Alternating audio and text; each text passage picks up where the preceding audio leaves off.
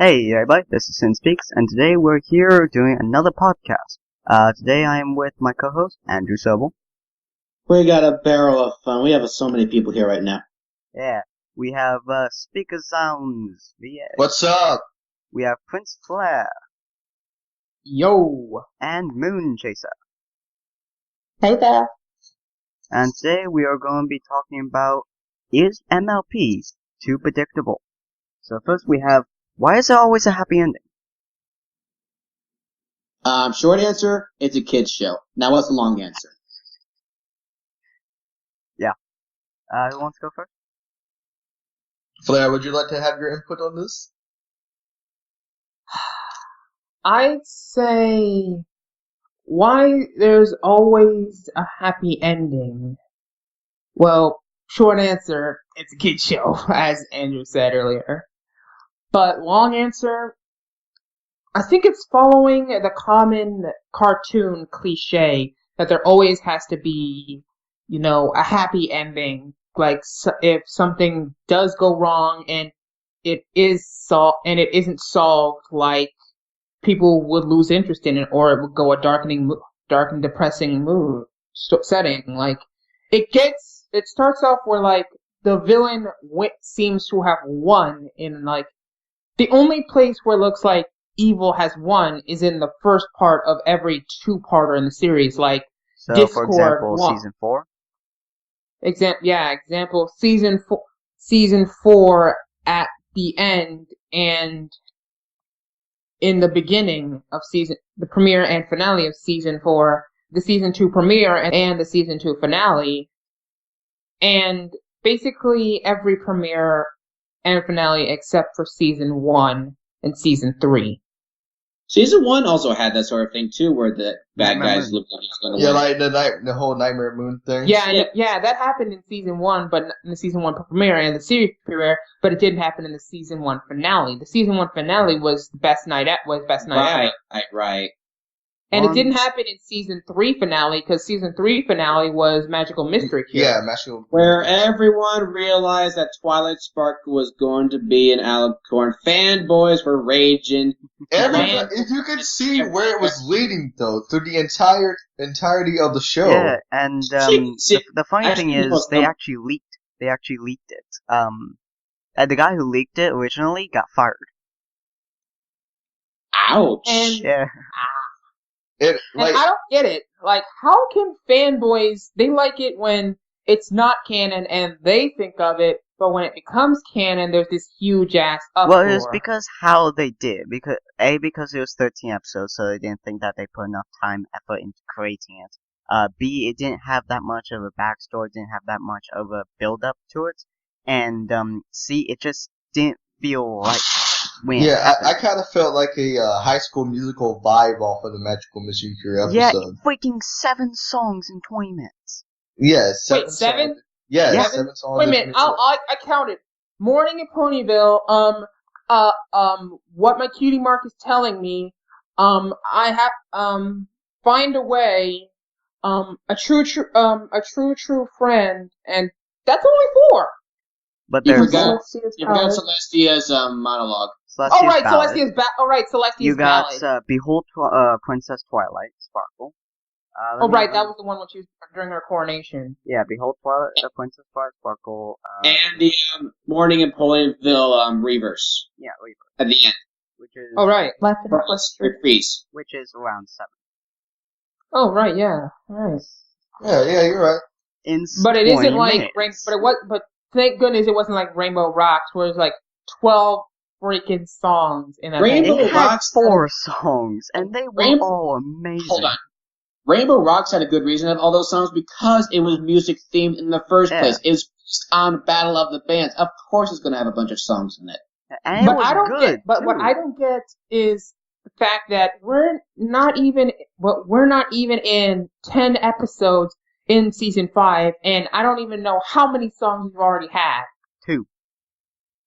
No, we've had more. Really? We've had Applejack's Lullaby. Uh-huh. We've had Rainbow Dash is singing too. We've had Our Town.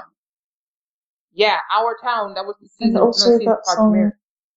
That song where they fixed up the castle as well. Yeah. So that's 4. That's 4 then. 4, and we 4 weren't and even 10. 10 episodes in. Dang. But each of those are 20 minutes long, and they're all spaced appropriately. So, that makes sense, because everybody likes singing musicals, if it's done properly. Yeah, technically, the Lullaby, I don't really count as a full song because it was appropriate. Yeah. It was appropriate for the situation. Whereas the one where the castle renovation thing was going on, that I felt was like, really?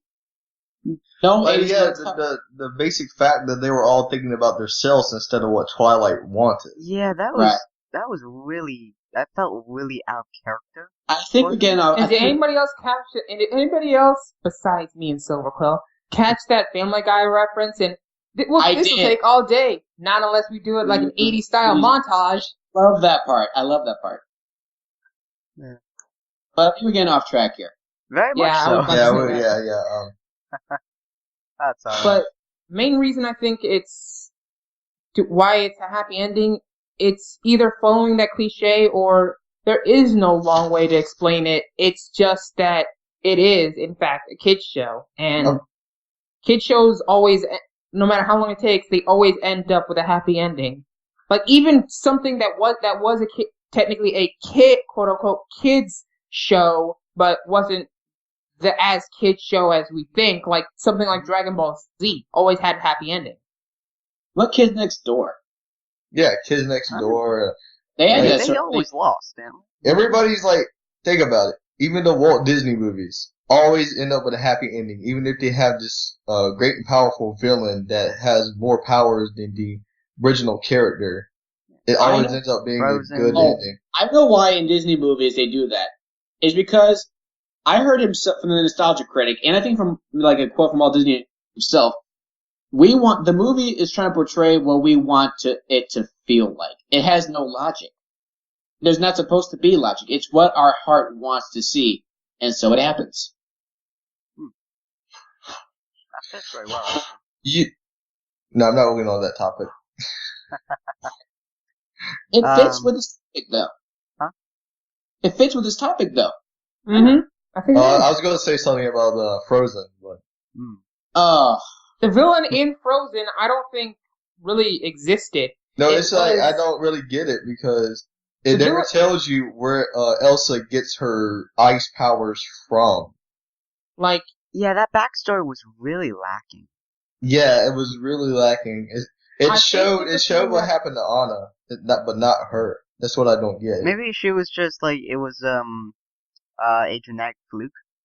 Her DNA was slightly mixed when she was born. I think it was like was Frozen a Pixar movie? No, Disney. It wasn't. It was regular Disney. Oh man, I thought Disney and Pixar were like the same thing. Well, Disney owns Pixar, but they do different projects. Yeah, okay. Like they do the Monster Incorporated movies and all that. Yeah. Pixar.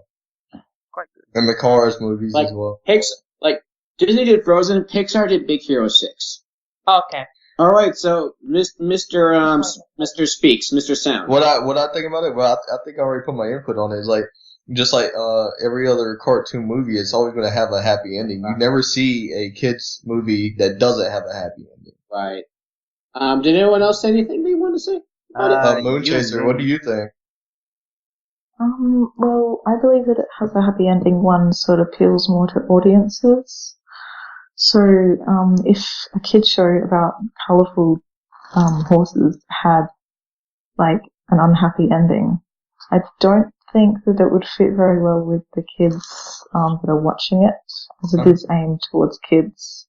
But I also got a question as well. If you think they would have one unhappy ending in the show, it would also teach people different morals as well. Yeah, I understand not that there will go your way. Some things will fail, no matter how hard you try to make it succeed. Yeah, because that is one downfall of the show I've seen. Like in Tanks for the Memories, how they said he was going into hibernation, and Rainbow Dash is crying like that. I don't think somebody would cry like that if their pet was going into quote unquote hibernation. I believe more or less that was teaching kids about how it hurts to lose a pet and stuff like that, to lose someone. It was basically based on grieving and getting over that. Huh. I never made that connection. It was the 5 stages of grief: denial, anger, bargaining, sadness, and acceptance. Well, depression, really. Not really sadness, depression.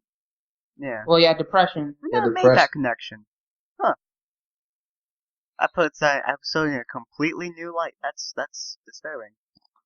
Mm-hmm. And there were tons of references in there, like the Game of Thrones reference, Winter is Coming. The reference to Dr. Seuss's How the Grinch Stole Christmas with Rainbow Dash's face, and I was like, I love the reference to Who Was On First. Yeah, that was amazing. What was that? What was that one? Was that the one? Like, so your Clear Skies, yeah, and your that one. Oh my gosh. Yeah. But there was like another reference in there, like when Fluttershy was told Rainbow Dash that her winter was going to be petless. There was a reference to some 1950s show where one of the guys said, "You are no longer famous," and then the guy just busted and broke down in tears like Rainbow Dash did. I felt really sorry for Rainbow when like everybody was like, "Oh, we don't care that Rainbow's crying," and then Fluttershy starts busting out crying like, "Oh, we can't deal with this." Yeah, I did not get it. And what's so bad is like the way Fluttershy did that. Just said, "Your winter is going to be petless." I was felt so. I was shocked. Cool. I was like, I did not see that coming. I was like, Flutter bitch mode activated. No, that's not being a bitch. That's just being an adult. Ah, yeah. She was actually. She was keeping. As they say, Flutter bitch. Yeah, actually, as they say, she was keeping it 100. Oh no! I don't get wow! Yikes! Let's say she was being real with it. The truth hurts like a Flutter bitch. Mm-hmm. I think we're good to go to the next topic. Yeah. All right. You gonna read this one? I didn't get the thing. All right, go ahead. Huh? Should we? I'm gonna read it as is. Well, I still didn't get the first topic, John. Oh, you did? Oh, yeah. You did? Oh, sorry. Yeah, that's no problem. Well, the reason I believe that why is there always happy ending probably was covered by you guys already, but I feel as if they need to have an unhappy ending at some point or another, because only having the happy ending kind of just it's been done by the show for 5 seasons now. 2 times. Yeah, 5 seasons of pure happy endings. It just kind of sits back in the background at this point. But I believe that why they always have it is because they are mainly focused on the audience, as Moonchaser said. And even though their primary audience is people between the ages of 16 and 48, mostly males. Yeah, I know, it's weird. It's so weird to hear that. They are still mainly focusing on keeping the attention to the younger audiences below 12. Right. Which is actually kind of funny because when they say like 16 to 48 or below 12, they never add anything between 12 and 16. I've always felt that was weird. Yeah, that does sound a little weird. It's kind of weird. Like, I feel like something that they could do, like, in between an unhappy ending that would still be child appropriate, like the main six, like lose Spike, like he does, like something that I know the entirety of the fandom has a feeling is gonna happen at some point, but he doesn't die, he just he grows away. He grows up and he has to move away. Didn't they kind of touch that with the dragon migration? Yeah, well they touched on it, but he never. He went away. If you guys didn't know, the older the dragon gets, the less their IQ is. They get stupider? Yeah, they do. I didn't know that. Like that's why you never heard Crackle when everybody else talked. They just growl and roar. And whenever they did talk, they would sound completely stupid. Remember? Yeah. I think that's because dragons? When they get older, via greed or via what was the other? When his birthday episode. Yeah, I remember that. He got older because of greed and something else. But I can't remember what that something else was. Yeah. He got older just because of greed. It was just greed. Yeah, okay. whenever it was greed, he just turned into a monster. And when he got older because of greed, he would his voice got deeper. His thing was mostly focused on taking things. everything. So it's not that their IQ goes down; it's that their minds are purely focused on one thing. So they don't want to talk. They don't want to express themselves in any other way than grabbing. Essentially. And violence. Don't forget the violence. Yeah. So they don't. yeah. They're more, I suppose, like dogs, because dogs are really, really smart, but they can't talk. So, but the way they act as dogs, by that, is that instead of them not being able to talk, they just don't want to. They don't have the feeling for it. They don't have the need for it. They just take what they can and run away. And then another theory is the reason Spike doesn't have wings. Remember when Twilight's job was to hatch the egg? Mm-hmm. Alright, when she hatched the egg, my theory is that Spike wasn't done developing and his wings weren't done developing, and when she hatched the eggs, it completely stopped the process of his wings. Either that or he was a different breed of dragon that just doesn't grow up with wings. And and the reason, my theory about him liking rarity is that, you know how with a duckling hatches from an egg and the first thing it seed, it inbreds it as its mother? But he sees Twilight Sparkle first. Yeah, he's seen Twilight first. So whenever he's seen Twilight first, he automatically thought, boom, she's a pony, I'm a pony. And that's why he's attracted to rarity. Get it? Yeah. Oh, okay. But then how would that occur that but how that work that he knows he's a dragon? But because he was inbred explained inside him. That's the thing.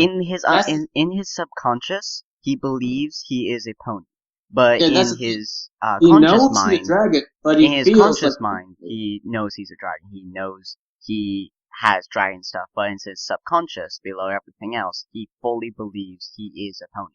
And so he experiences stuff like ponies. He eats some hay, some dandelions, and sandwiches and stuff that they have. But he also eats the gems because that's his primary food source. This is some deep shit.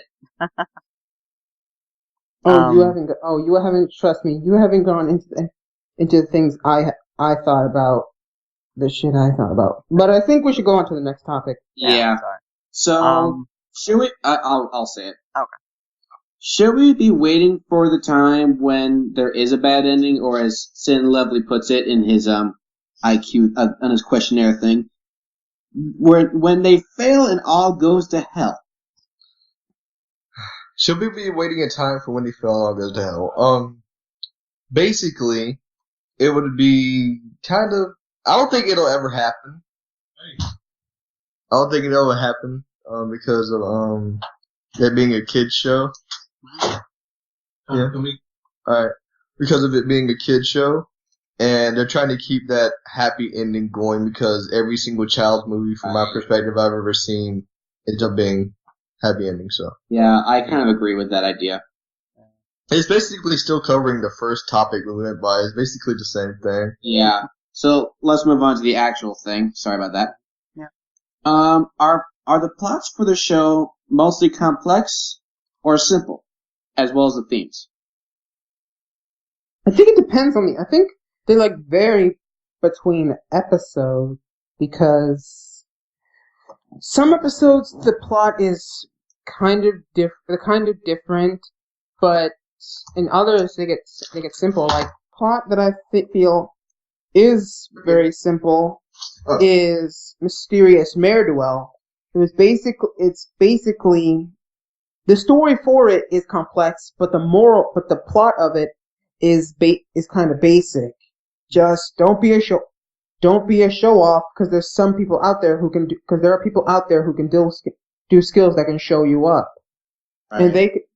And other stuff where the story's kind of complex. The story's kind of basic, but the lesson is very complex. Like I think it was Lesson 0.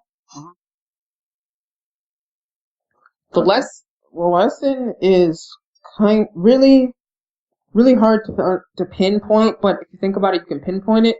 But the story for it is very easy. It's very easy to dissect. Twilight feels like Twilight, being Twilight, gets paranoid. She doesn't turn her friendship report. She thinks something bad's gonna happen. She goes snap And like she tries did to in. make friendship problems to fix. Mm-hmm. Yes. And Personally, in my opinion, I think a lot of the plots and a lot of the themes are almost too simple. Like recently, with the I'm gonna give an example here. I'm gonna use the one where Apple Bloom has the bad dreams. What's it called again? Oh, Bloom and Gloom. Bloom and Gloom. I could easily tell where it's coming from a mile away. Yeah. I could easily tell, oh, she's gonna have a bunch of bad dreams about stuff, and she's gonna have something happen to her when she realizes it's all in her head. I could see it coming. It just kind of hits you like a train. Yes. And I was like, do I really want to see the rest of the episode now? Because I get what's gonna happen. I know what's gonna happen. And I literally did skip like 5 minutes or 10 minutes of that actual episode to get to the ending because like I know what's going on. I know what's going to happen. Yeah, it's just like, please get to the primary point. Oh, right. But by the way, viewers, both Speaker and Moon are both AFK for the moment. Not sure what they're doing, but they will be back. I think Speaker is eating. Yep. Speaker went to dinner. Moon, I don't know what the heck happened. Yeah, so hopefully they'll be back by the time we end this. So my turn?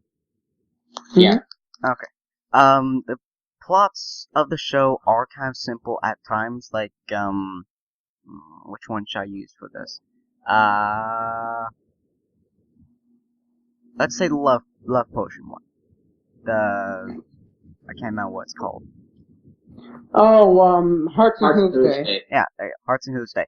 That plot was really simple. And that's because it was made for the kids. I know that. It's supposed to be really simple. But they basically, at the very beginning, all throughout the episode, shoved it in your face. We're going to be singing about love. These two are in love. These two want to be in love. We force them to be in love. Love, love, love. Yes. And that I felt was kind of annoying because of how much they emphasized on how forcing people to be in love is bad, but letting them naturally fall in love is good. Even though that was a really good lesson, it was really too freaking simple. That episode, I feel like I agree with Voice of Reason and Josh Scorcher. I don't think it was really aimed for the kids, but aimed at like the shipping community at its core. Mm-hmm. Like, you know how serious shippers are. I mean, yeah. I myself am a shipper. I have a lot of ships that I like. Some ships that mean to me that I can go along with, and some ships to me that really don't make a lot of sense. Like the Twi-Spike and Shining Light ships. I don't know how people could ship Twilight with her older brother when A, they're siblings by blood, B, Shining Armor is married. Right. Well, I mean, if you look at the fandom, there's some much worse stuff in the fandom, in the very, very dark side of the fandom. Yeah, so seeing just siblings, I mean, that's incest. It's very common. It's much more common than you would expect. That's what they're into. Yeah, it's much more common than you expect. There's Shining Armor and Twilight. There's Shining Armor and her parents. There's Twilight and her parents. There's Applejack and family. There's Sweetbelle and Rarity. There's all kinds of. There's Celestia and Luna. Celestia and Cadence. Celestia and Luna and their parents. Wait, they have parents? It's headcanon, but most of I thought Celestia and Luna's parents were the Great Fausticorn. Let's move on. Yeah. Too many ships on the harbor for me to deal with. Yeah, I mean, we Hey, just bro, need to you like push some of ships, those so I back got out a to ship sea. shipping ship. Hey, bro, I heard you like ships, so I got you shipping ships shipping ships. No, you see, bro. I heard you Holy like ships, shit. so I took a ship. I put it on a ship, and I gave you the ship, but it costs shipping. So you have to give me some money for the shippings for the ship, which is on the ship, inside the ship, inside the ship. Holy Shipping. shit. Holy shipping! Okay. So Last question, and I think it's going to be a long one. yeah, well, we gotta do this one, or we can do another one. Oh, yeah, another one?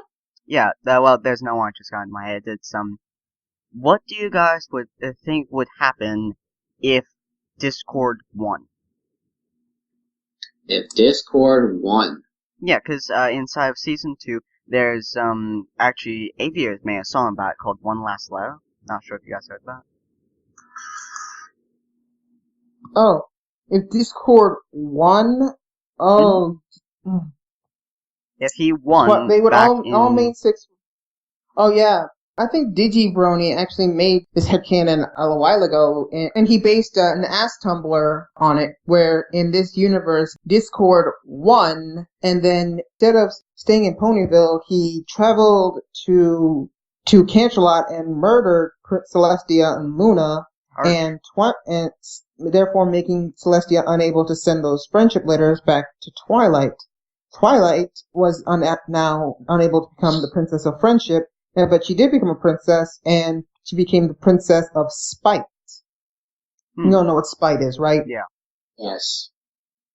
She then turned Discord to stone, destroyed his statue, and then became like the evil ruler of Equestria, where everyone lives in the chaos Discord created and in spite of each other, of everyone.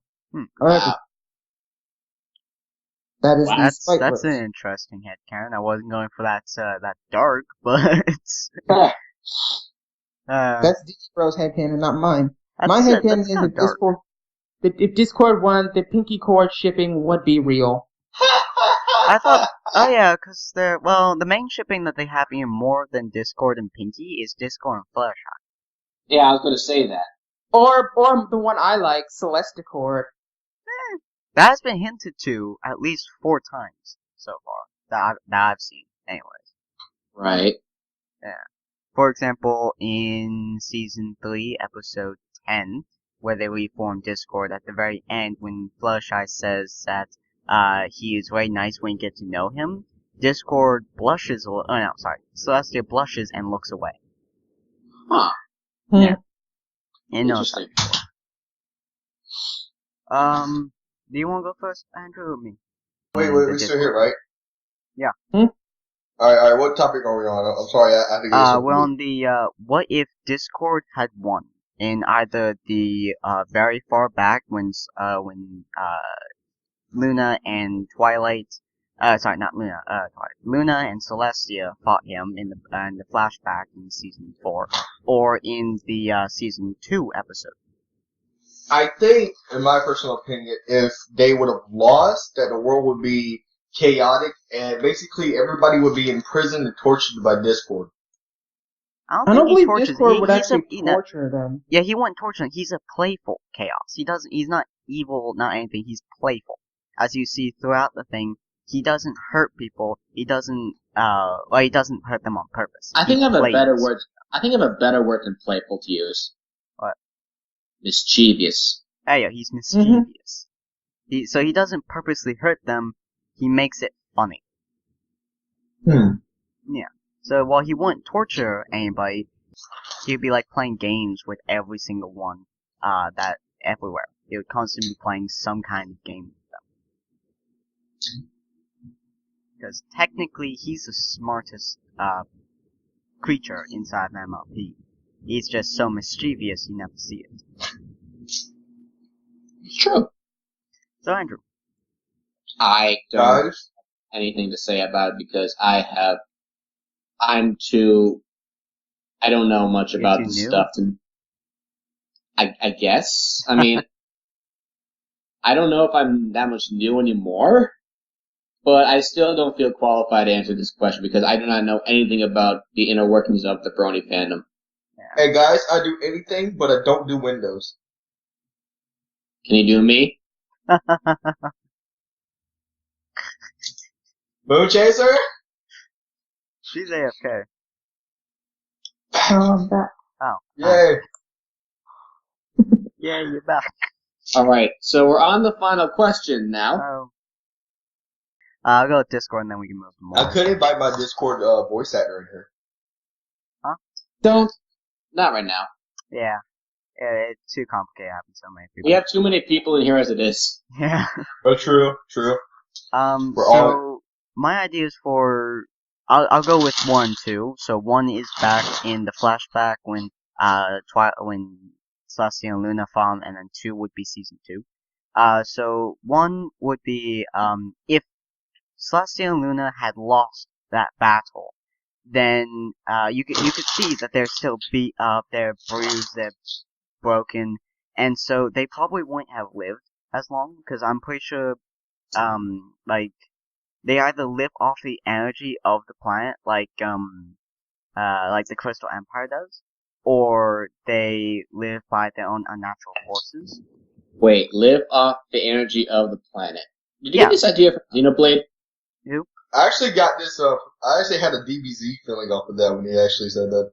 I was thinking Xenoblade from the Bionis. I was thinking Spirit Bomb. Oh, I got what you was thinking. Yeah, me too.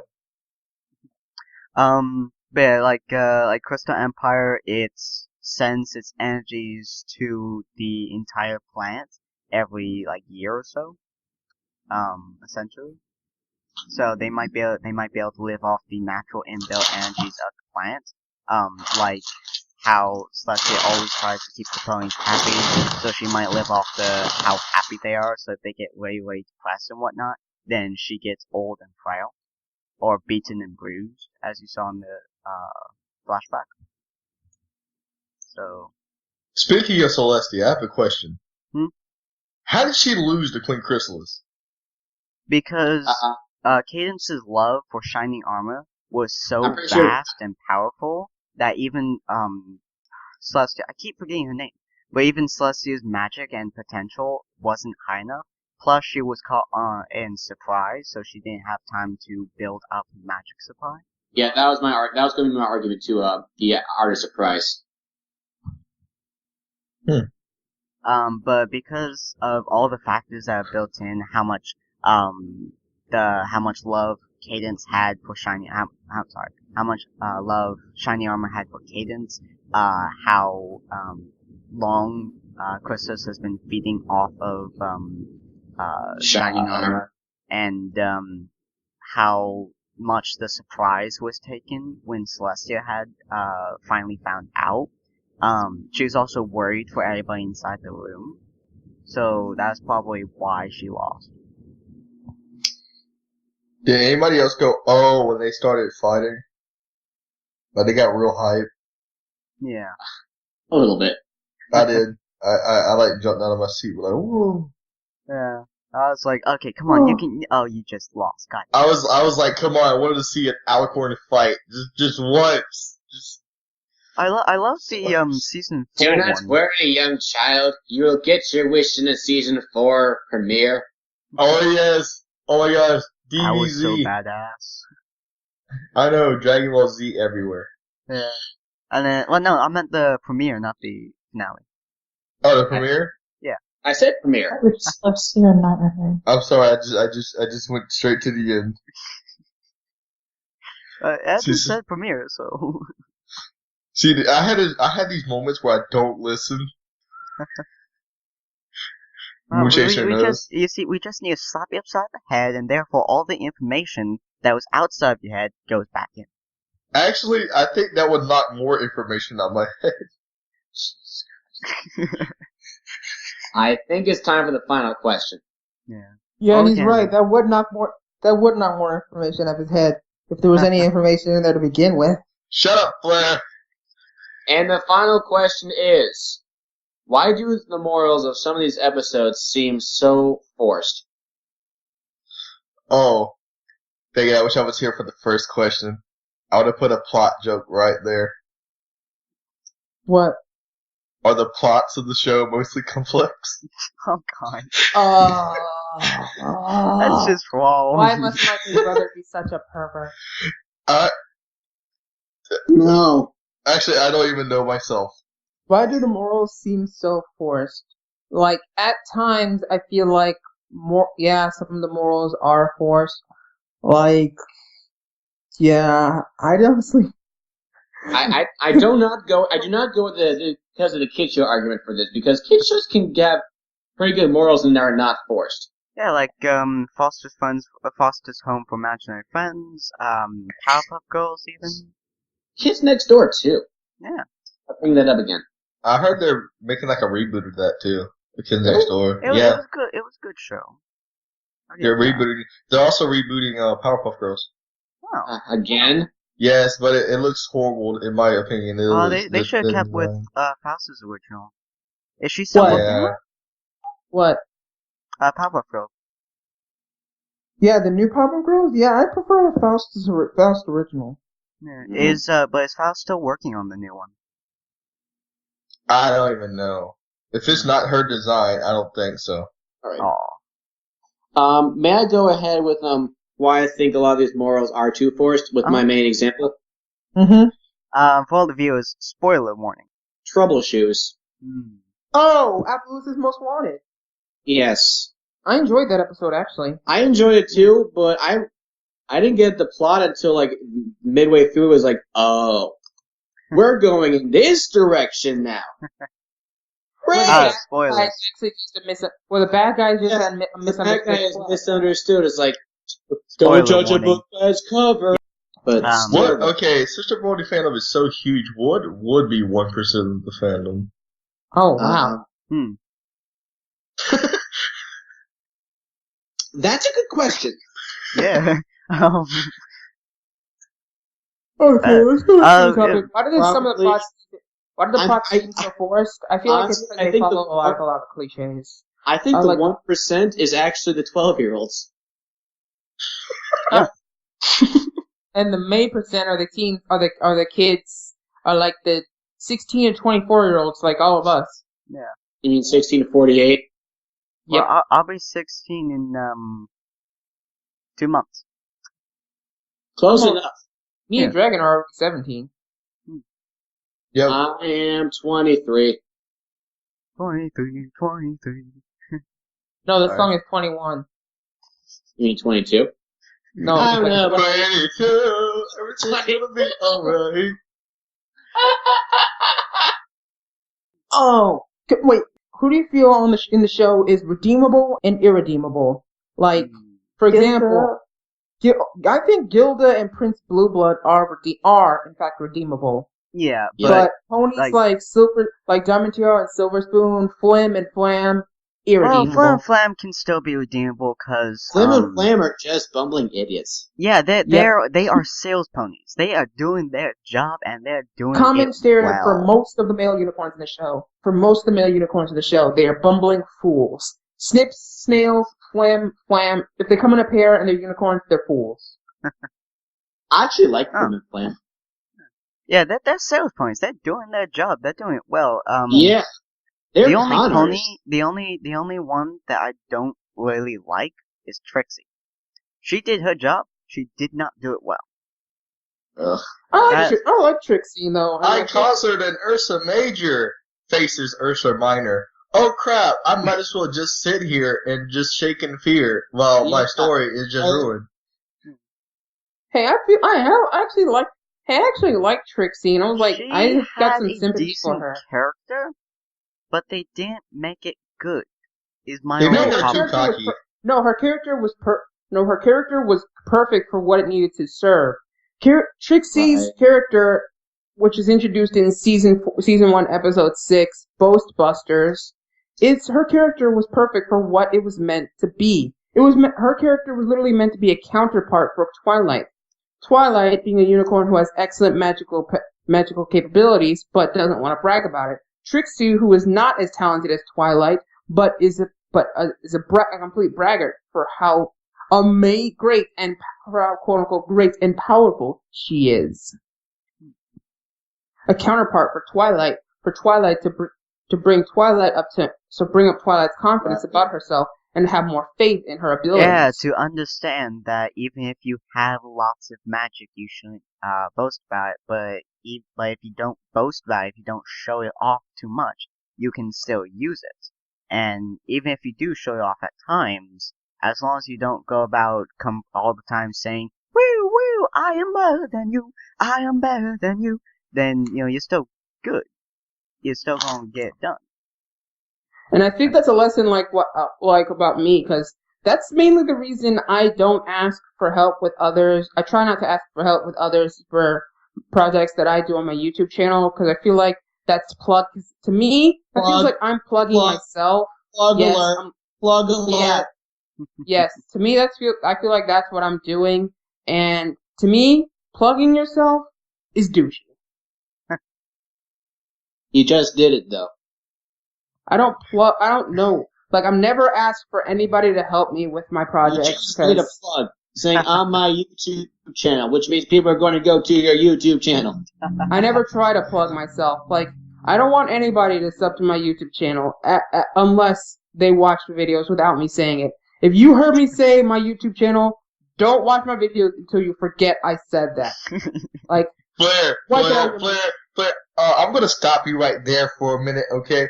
Okay, you already said on my YouTube, regardless of what you say, they are going to go to your YouTube and subscribe to you.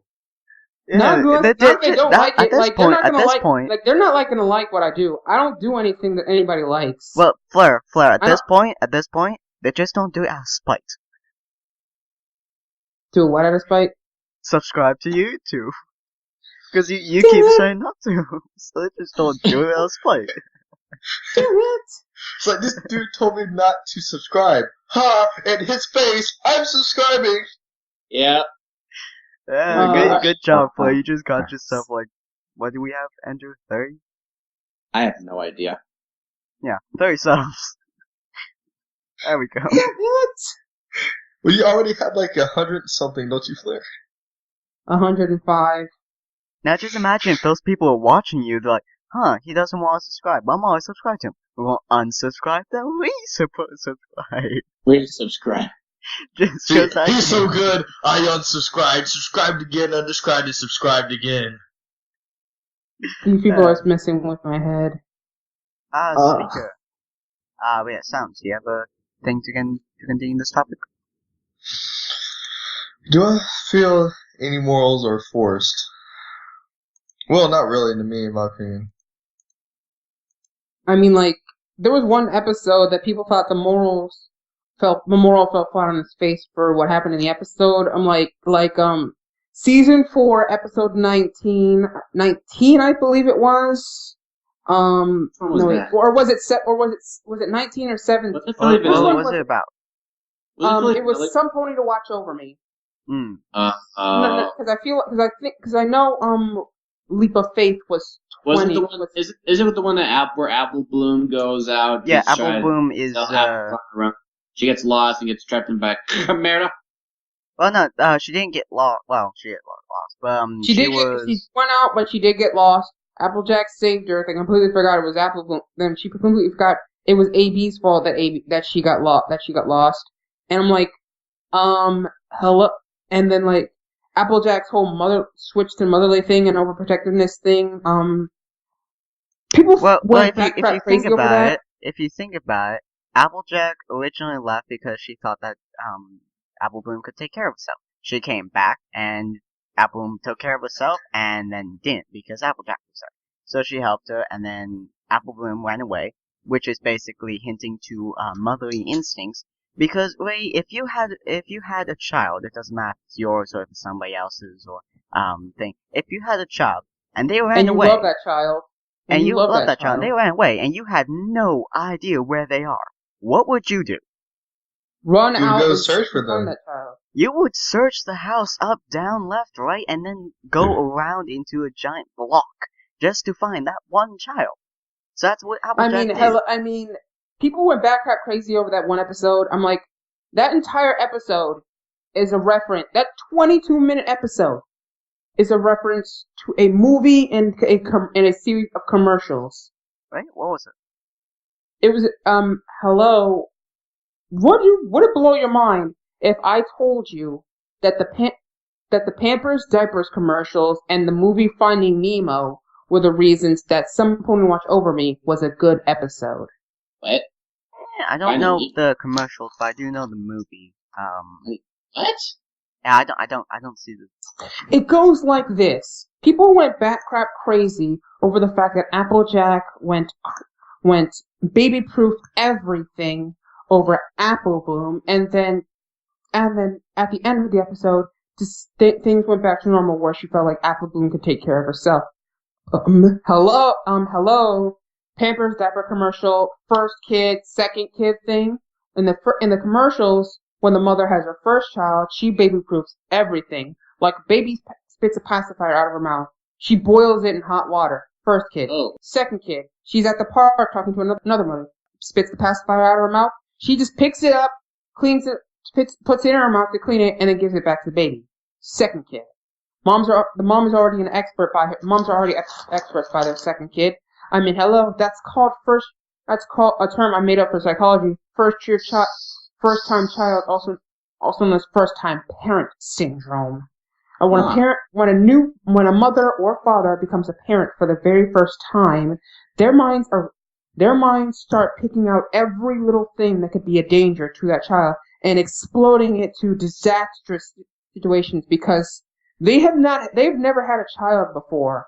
This is common in newlyweds These are common in couples becoming new parents or first-time babysitters who are serious about taking care of the children because they have formed serious connections with these children. And I know this for a fact because I'm a babysitter, and the two little girls I babysit are angels. Love those girls like they're my daughters. Moonchaser, do you have anything to add before we end this? To do with the morals and why they're always so happy. Forced. Yeah, sorry. I feel that the morals are like forced again, linking back to what I answered the first time. It is a kid's show, so you'd want positive morals, and even if they're less obvious, they'll force it to make it seem obvious, so you learn the lesson that it's supposed to be promoting. Yeah, that's probably about it to do with the morals, why they're forced. Again, aiming at the younger audience of what the show is directed towards. So the kids under 5 years old, which is. But Moonchaser, just like Silver Quill said in his review after the fact, Traja, there's a difference between simplifying and dumbing down. I'm pretty sure the kids just need a simplified version, and they'll be cool. The show staff is completely dumbing it down, thinking the kids are not going to be smart enough to understand it. I mean, seriously, people think that just because the show's going to be kids, that's a good excuse for a show to be bad. I mean, hello, Sesame Street is a pretty dang good example of why that show writers can pull a decent writer's cramp, making a good kids TV show. And then Barney is where the writers can get freaking creepy. Oh yeah, a giant freaking purple dinosaur powered by kids' imagination. The Pokemon Drowsy mixed with Spike's father, anyone? Okay, this has been a very disturbing / interesting end to the podcast of Sin Speaks Podcast. So, Sin Speaks, would you like to end it for us, please? Can I say mine? Can I say my thing too? Yeah. Alright. This is Speak Yourselves Sing. Speak. See you later. I'm Prince Flair. I'm glad to be here. May Celestia's sun and Luna's moon keep us all safe in the day and night. If you guys like this video, please like, comment, and subscribe. It really helps a lot. And go check out whoever's channel is in this podcast. I don't know who has the channel. Yes. Thank you guys for joining us. Prince Flair, Speaker Sound, and Moonchaser. Thank you. We had a really good time doing this. Thank you for having us. And thank you for having us, Sin and Andrew. If you guys have any comments, please comment them inside the comments below. And tell us, what do you guys think is the smallest portion age-wise of the blowing community? And yeah, we shall see you guys on the next video. Auf Wiedersehen!